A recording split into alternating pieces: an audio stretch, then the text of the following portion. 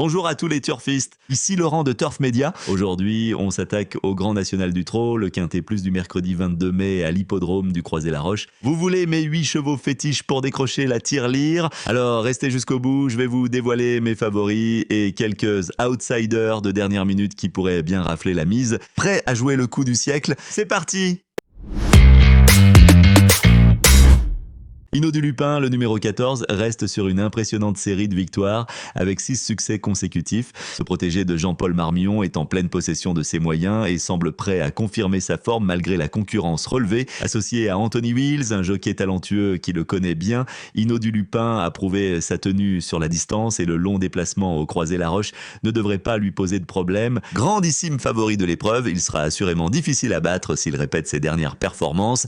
Ibiki de Houel, numéro 11, est un sérieux prétendant au podium dans ce Grand National du Trot. Ce mâle de 6 ans, drivé par le talentueux Éric Raffin, revient dans cette compétition avec l'ambition de bien faire. Ses bons résultats sur la piste du Croisé-la-Roche et sur la distance de 2825 mètres en font un candidat crédible pour les premières places. Même s'il a déjà été devancé par Hinault du Lupin, qui reste supérieur, Ibiki de Houel a les moyens de jouer les troubles faites et de viser une place sur le podium. Sa forme actuelle et ses performances cette saison laissent de présager une belle course de sa part. Des hits à Dollar Maker, le numéro 12 vient de réaliser une belle 5e place dans le prestigieux Prix de Paris. Ce mâle de 6 ans, confié à Johan Le Bourgeois, revient après une pause et quelques sorties en course, au monté et à l'attelé. Même s'il n'est peut-être pas à 100% de ses capacités, il semble suffisamment en forme pour bien figurer à ce niveau de compétition. Avec 13 victoires en 28 sorties, dont de bons résultats sur la distance, ce pensionnaire de Sébastien Guarato a les moyens d'accrocher une place malgré un lot relevé.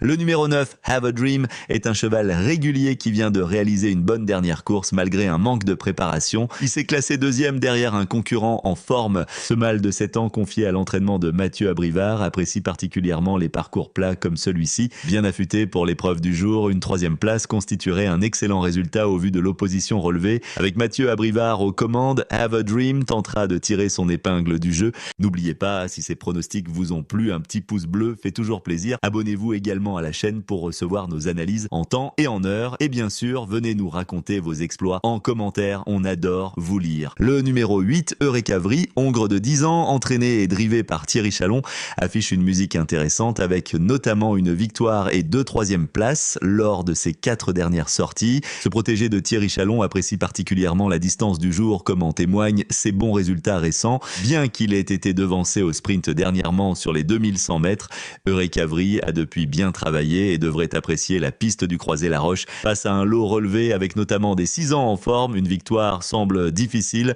Cependant, si la course se déroule sans encombre, Eureka Vry a les moyens d'accrocher une place.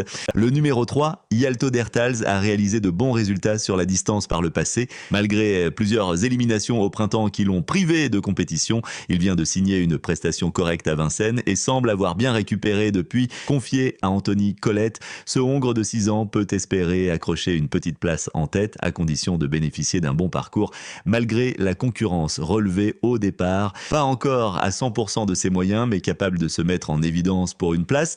Le numéro 10, Eberton, est un hongre de 10 ans qui totalise plus de 410 000 € de gains en carrière. Confié à Julien Guelpa, il reste sur des performances irrégulières mais a montré par le passé qu'il était capable de bonnes performances à belle cote. Il restera ferré contrairement à ses 2 dernières prestations. Eberton n'est pas une priorité mais peut créer la surprise s'il est dans un bon jour. Ginko du Roussoir, numéro 7, a réalisé de bons résultats sur la distance et en cette saison, malgré une rentrée trop offensive à Vincennes où il a demandé à souffler, ce hongre de 8 ans a depuis repris de la fraîcheur et du poids. Bien engagé mais face à une forte opposition aux 25 mètres, Ginko du Roussoir, confié à David Bonne, visera un petit chèque comme objectif malgré une forme ascendante.